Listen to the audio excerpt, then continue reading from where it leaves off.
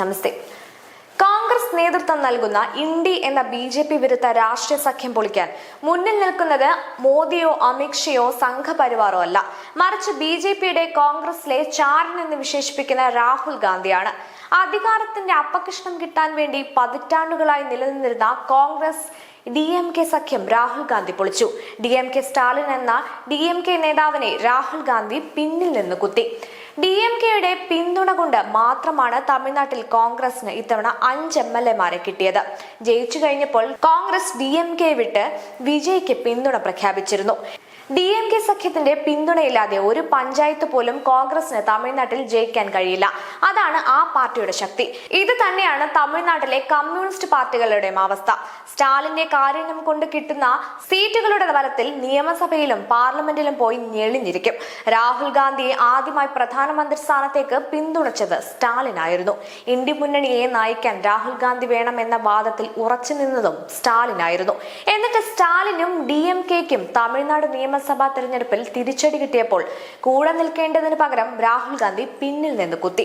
രാഹുൽ ഗാന്ധിയുടേത് ചാണക്യ ബുദ്ധിതന്ത്രം ഉപയോഗിച്ച് വാൾ റൂമിൽ നിന്ന് KC വേണുഗോപാൽ എന്നൊക്കെ പറഞ്ഞ് മനോരമ ഇപ്പോൾ സ്തുതി പാടാൻ തുടങ്ങുമെങ്കിലും കോൺഗ്രസ് കാണിച്ച ചരിത്രപരമായ മറ്റൊരു മണ്ടത്തരം ആണിത് എന്നതിൽ തർക്കമില്ല. ഈ കൊടും ചതി DMK മറക്കില്ല എന്ന് അവർ പറഞ്ഞു കഴിഞ്ഞു. BJPയെ തമിഴ്നാട് ഭരണത്തിൽ നിന്ന് അകറ്റി നിർത്താൻ വിജയ്ക്ക് പിന്തുണ നൽകുന്നു എന്ന വാദം വെറും ദുർബലമാണ്.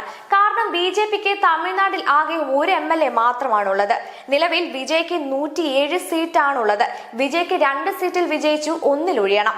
ഭരണം പിടിക്കാൻ 118 സീറ്റ് വേണം. കോൺഗ്രസ് വിജയ്ക്ക് പിന്തുണ കൊടുത്താലും തികയില്ല. DMK സഖ്യം വിട്ടു പോകില്ല എന്ന് 2 സീറ്റുള്ള മുസ്ലിം പ്രഖ്യാപിച്ചിട്ടുണ്ട്. അവർ അക്കാര്യത്തിൽ അഭിനന്ദനങ്ങൾ അർഹിക്കുന്നു. 3 സീറ്റുള്ള കമ്മ്യൂണിസ്റ്റ് പാർട്ടികളും DMK സഖ്യം വിട്ട് വിജയ്ക്കൊപ്പം കൂടുന്നു. കോൺഗ്രസിനും കമ്മ്യൂണിസ്റ്റ് പാർട്ടികൾക്കും മുസ്ലിം ലീഗിനും മത്സരിക്കാൻ സീറ്റ് നൽകിയത് DMK ആണ്. ആളും ആർത്തവും നൽകി അവരെ തിരഞ്ഞെടുപ്പിൽ വിജയിപ്പിച്ചതും DMK. അവസാനം വിജയിച്ചു കഴിഞ്ഞപ്പോൾ അവരെ എല്ലാവരും കൂടി പിന്നിൽ നിന്ന് കുത്തി. രാഷ്ട്രീയത്തിൽ ഇതൊക്കെ സംഭവിക്കുന്നതാണ് എന്ന് പറയാമെങ്കിലും ഇത്രയും വലിയ നന്ദികേട് കാണിക്കാൻ തക്ക കാര്യമൊന്നും ഇപ്പോൾ ഉണ്ടായിരുന്നില്ല. വിജയ് സർക്കാർ തന്നെ കൂട്ടുകക്ഷി സർക്കാരാണ്. ആരൊക്കെ എപ്പോൾ ചാടുമെന്ന് കണ്ടറിയണം.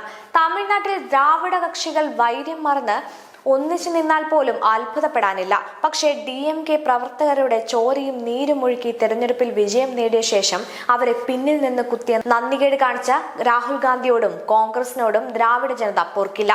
എന്തായാലും BJPക്ക് കഴിയാതിരുന്നത് രാഹുൽ ഗാന്ധി BJPക്ക് വേണ്ടി ചെയ്തു.